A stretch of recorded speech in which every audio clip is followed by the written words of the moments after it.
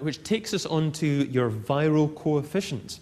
Now, your viral coefficient, what viral marketing is basically letting your customers do your marketing on your behalf.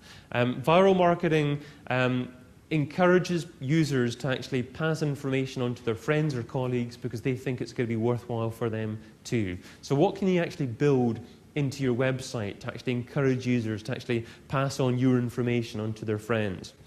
Well, one of the first exponents of viral marketing was Hotmail. Again, back in the late 90s, Hotmail offered one of the first free email services.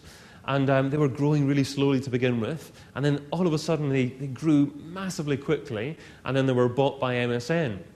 And the reason that they grew massively quickly was they included a little line at the bottom of each email that said, would your friends like a free email account too? Ask them to sign up at Hotmail, or would you like a free email account too? And that tiny little addition to the bottom of every email that went out made the massive difference, increased the viral exponent massively and actually really built their business. So a simple email signature did it for them. It doesn't necessarily have to be email, of course. Viral marketing can be anything that encourages more peer-to-peer marketing. Okay, so a few examples of viral marketing. Social news marketing, websites like Digg or Netscape. Social bookmarking, websites like Delicious and StumbleUpon. I'll show you more specific examples of these. Increasing your freebie quality, so if you're giving away maybe PDF reports, if you're giving a really nice 10-page report on a subject that's useful to your customers, then they'll be more likely to actually pass that on to their friends. It improves relationship building over time. If you can actually automate relationship building as well with social bookmarking, then you'll be more likely to actually have people come back to your website a second time.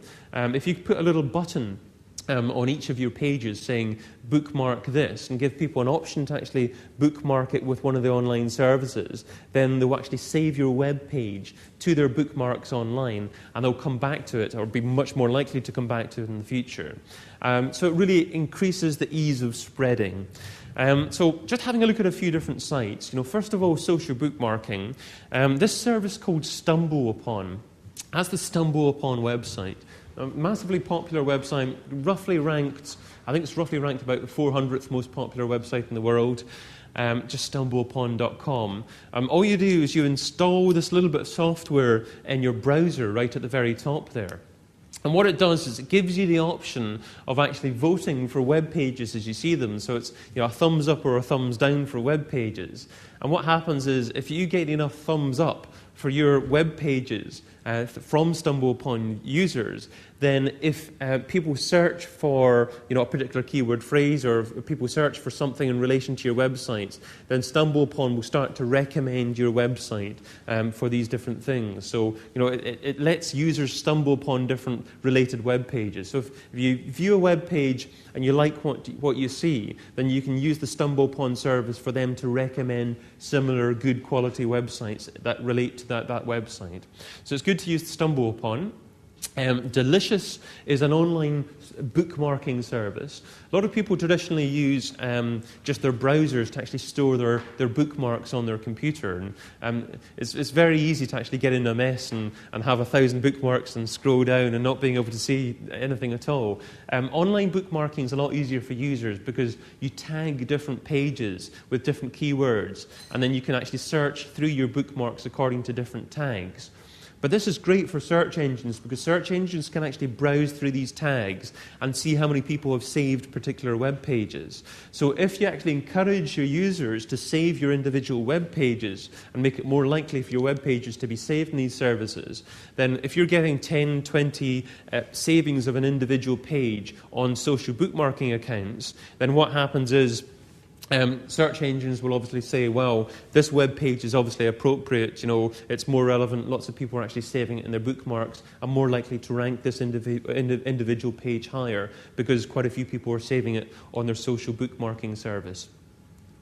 Add This is a service that you can actually install within a blog or on your website underneath each article that actually encourages people to bookmark pages. You have this little icon within your web page. And what happens is if people click on it, then they get an option of actually storing that individual page in whichever social bookmarking service that they use. And the nice thing about Add This is whichever service they use, they only have to do this once. They just click in it and it automatically goes to Delicious or whatever social bookmarking service they use. So again, as mentioned, they put tags within whatever page they actually want to save. So, if this is about blogs or blog marketing, they'd save that as their tags. It'll be easier to actually find that page in the future within their own social bookmarking bookmarks. Another service that does something quite similar is something called Share This. Now, Share This is newer, but it's very effective and it's becoming a lot more popular. Basically because you also get the option, as well as social bookmarking, of letting users email your page to their friends. So if people actually find your page and they like it and they quickly want to tell their friends about it, then they just click on the Share This icon and then put their email address in, and write a message saying, have a look at this, thought you'd find it useful, or whatever they actually want to put in there. But it increases the viral coefficient of your site by actually encouraging more people to pass it to their friends. So viral coefficient, all about just increasing just peer-to-peer marketing. Social news sharing. Now, social news is really users voting on what's the most popular news story of the day. So instead of conventional press releases, it's just individual users just voting on what should be an important news story. Digg, by far, is the most popular, biggest social news website out there. That's the Digg.com website. So if you have a look at Digg, there are lots of different stories on there. And if you actually get on the first page of Digg, it can actually drive thousands of visitors to your website from that one article. So that's users voting on individual stories. And again, as part of your social bookmarking service, you can encourage people to dig your story. So if you've written a good news story, you can maybe actually even email your list, or you can actually encourage people to actually dig your story. And the thing about that is, if you do appear high on Digg, or even high in a category within Digg, it can drive an awful lot of people to your site. And then if your site's nice and sticky, that is, if it encourages people to leave their details and come back and visit again, then a lot of those visitors will stay on your site and come back to your site in the future. So submitting an article to Digg. The important thing about interacting on Digg is it's an online community, and like any online community, it doesn't like people just to spam it and just use it for your own ends. So if you want to get involved with actually promoting on Digg, it's important to actually register an account first of all, interact a little bit, submit different stories that aren't your own, and actually submit stories, vote on stories, see how the process works. Then after a while, feel free to actually submit a story of yours that's relevant to users, and actually you can be more interactive, and you're more likely to be successful on the site if you give it a go first of all and see how it works. So all you do is you submit your URL, enter your story title, your story description, submit your story, and then you can get featured in Digg just like that. So important, as I said, don't just dig your story to begin with. Dig other stories, vote in other stories, interact in the site to begin with, gain a good reputation on there first of all. So that's the summary of viral marketing.